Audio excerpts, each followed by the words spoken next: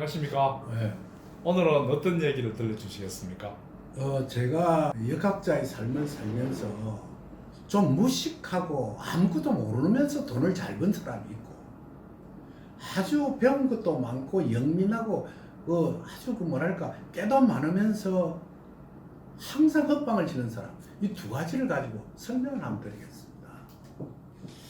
그게 이제 이게 우리 역경에서 순수함이라는 것인데, 저한테 오는 손님 중에 두 사람이 있습니다. 한 사람은 좀 배운 것도 아무것도 없으면서 우악스럽게 돈을 벌었어. 똑같이 사업을 했는데 뭐냐면 부산에 가면 부산진 시장이라는 포목상이 있습니다. 그러니까 비단집이 있다고요. 비단집에 한 할머니는 이 좀 무식해. 그러니까 그 사람은 내가 시키는 대로 해. 선생님, 내가 이사를 해야 되겠는데 하면 이사하라면 하고 하지 말라면 안 하고. 그러니까 내가 어떨 때는 보면 이거 영 솔직히 답답해. 내 이야기를 좀 참작을 하고 자기 길을 갔으면 좋겠는데 이 시킨 대로만 하니까. 또 한 여자분은 그래도 그 나이에 고등학교를 나왔어. 제가 나이가 올해 72이니까 저보다 한 10살쯤 11, 5살쯤 많으니까 지금 돌아가셨어요. 그 사람들인데 그 당시에 그런 분이 고등학교 나와서 상당히 배운 사람이에요. 그러니까 뭘 이야기하면 이거 토를 달아. 그럼 내가 그거 설득시킨다고 제가 진땀을 빼고 그랬어.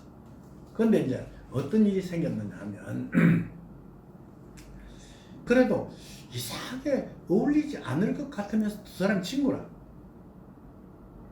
그래 이제 우리 찾아와서 이야기를 하는데 두 사람 보고 다 이제 비단 장사 그만하지요 이랬어. 그러니까 둘이 벌떡 놀라는 거예요. 왜냐하면 비단 장사를 해가지고 그 부산진 시장이 전부 다 한 평짜리입니다. 앉아있는 장사판이 그 하나가 1,000만 원 정도 했어요. 그 당시 돈으로. 그걸 벌어가지고 한 개도 사고 두 개도 사서 보통 한 10몇 개씩 가지고 있어요. 할머니 둘이가. 월세도 받고 비단 장사도 하고 아주 돈을 잘 벌어. 그러니까 아이고 선생님 말도 안 소리 하지 마시고. 왜? 그러니까 내가 그게 얼마나 보배인데 그 자판들이 달달이 달세를 주는데 그게 돈벌이가 얼마나 짭짭한데 그걸 팔아라 합니까? 이러대. 팔기 싫으면 팔지 말든가. 웃으면서 그럼 영원히 비단 장사 있어 하면서 웃으면 그러나 파는 것이 좋을 거요 이랬다. 그 왜 설명은 안 했습니다. 그리고 내가 보냈어. 근데 그 다음날 내 말만 잘 듣던 할머니가 찾아왔어. 선생님, 그 가게를 팔아야 됩니까? 이래. 파시오. 이래서. 팔아가 어쩔까요? 아무도 모르게 동쪽 방면에 가서 땅을 좀 사놓았어. 그래서. 근데 할머니가 그 사람도 아무리 내 말을 잘 듣는 사람이라도 그 큰 막대한 재산을 팔으라니까 손이 엄청 못 팔아서 한 절반 정도는 팔았어. 그것도 제일 장사가 잘 안 되는 것만 잘 되는데 제가 잘 들어오는 건 안 팔고 잘 안 들어오면 팔아가지고 부산에 가면 기장군이 있습니다. 거기 동쪽이거든요. 해운대 땅은 좀 비싸서 못 사겠고 그걸 좀 더 넘어가면 기장군인데 거기가 뭐냐 하면 전부 농지예요. 들판이고.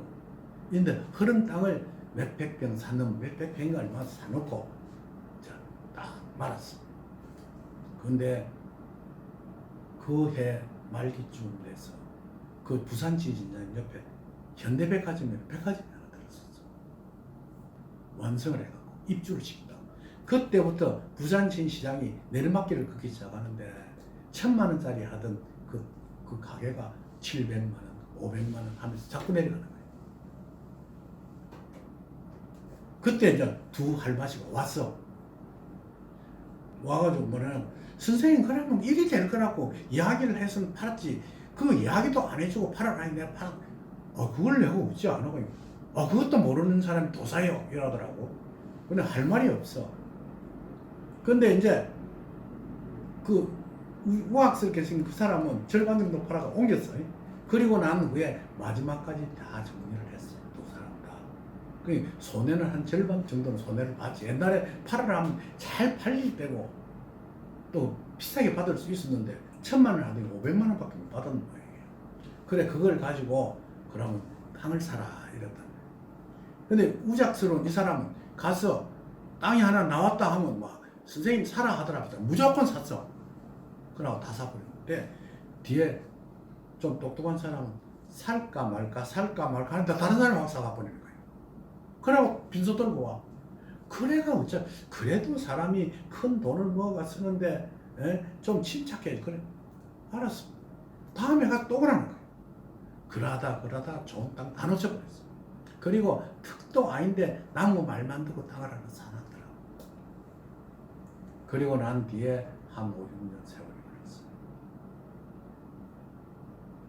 절대 농지인 그 농지가 택지로 변하고 그 기장군 일대가 도시개발이 시작되면서 아파트들을 쓰기 시작하고 난리를 뺐어. 그 우직한 사람은 큰 부자가 됐어. 뒤에 아줌마는 그래도 손해는 안 봤는데도 그래도 별로 안 남았어. 내가 왜 이 이야기를 하느냐 하면 우리가 인생을 살면서 강을 건널 때가 있습니다. 강을 건넌다는 것은 도전한다는 뜻이에요. 도전할 때는 내가 물에 빠져 죽으면 어떡할 것인가? 물에 휩쓸리면 어찌할 것인가? 물이 차가워서 못 들어가겠는데 이런 생각을 하면 도전을 못합니다.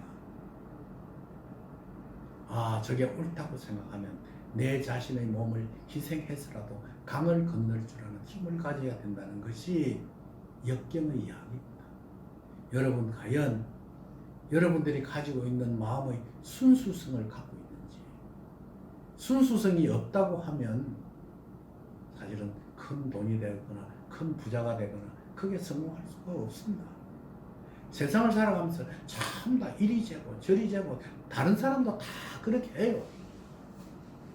아, 그러는 사이에 덜불같이 다른 사람이 내가 가지고 있던 어떤 이권이나 해야 할 일들을 빼앗아가고 있다. 여러분은 강을 건널 확실한 각오가 되어 있는지, 그 강을 건너고 난 뒤에는 어떠한 나의 길을 찾아갈 것인지를 여러분 확실히 아셔야 할 것입니다. 말씀 잘 들었습니다. 선생님, 그러면은 선생님 경험에 의하면은 한 몇 프로 정도가 강을 건넜을까요? 이제 강을 건넌다 해서 무조건 건너면 빠져 죽습니다. 강을 건널 때는 우리가 알고 있는 강을 건널 수 있는 조사를 해야 합니다. 강을 건넌다는 것은 예를 들어서 닭튀김 장사를 하나 어느 시장에서 해야 되겠는데 시작하는 것 그게 바로 강을 건너는 겁니다. 그런데 그때는 확실한 조사를 해봐야 됩니다. 아, 수요가 얼마나 되고 이익이 얼마나 남고 내가 투자할 수 있는 재물은 어느 되고 비스는 얼마나 돼야 되고 이런 모든 기초적인 조사를 완벽하게 해서 아 되겠다는 확신이 서면 그때는 과감한 강을 건너는 겁니다. 사업하는 것도 마찬가지고 정치를 하는 사람이 무조건 국회의원 나오려고 하는데 다 나갈 때는 내 사람 나오고 내 사람 다 자기가 다 될 줄 알고 나옵니다. 근데 자기가 자기 얼굴을 모르듯이 거울을 비춰봐야 알거든요. 거울이라는 것이 그 과연 무엇이냐면 성현이라는 뜻입니다. 즉 나를 정확하게 비추게 해줄 줄 아는 사람의 이야기를 듣고 그 사람의 이야기에 참작해서 하셔야 될 것입니다. 그게 강을 건너는 방법이고 강을 건너는 그렇게 할 때는 확실히 건너야 하고 무조건 무슨 틈만 되면 사업하면 다 돈을 버는 줄 알고 아무거나 시작하는 사람도 있어요. 옛날에 우리 아버지라는 사람도 참 무식한 분이었는데 그게 이제 스님이었으니까 이제 어디 시골에 갔다 오면서 막 시장에 가 마늘이 참 싸거든요. 자기 생각에. 그래서 마늘을 엄청 사가지고 와서 엄마보고 팔아라는 거예요. 엄마가 어디 가서 팝니까 그걸? 집 앞에 내놓으니까 아는 사람들이 공짜로 가져가려는 거예요 다. 그래가 적자를 보고 하는 그런 걸 봤어. 그런 식으로 하면 안 된다는 것이죠. 사업이라는 확실한 어떤 내가 갖고 있는 정보를 통해서 그 일을 알고 난 후에 강을 건널 때는 목도지행이라 했거든요. 나무와 같은 기운으로 하라. 나무라는 건 무슨 말입니까? 나무라는 것은 휘어지면 부러져 버립니다. 우리 쇠라는 것은 강한 것 같이 보지만 강하게 힘은 휘어집니다. 그러니까 내가 죽을 힘을 다해서 그 행위를 하도록 해라 하는 것이 주의 이야기입니다. 선생님 오늘 말씀 감사합니다. 네, 고맙습니다.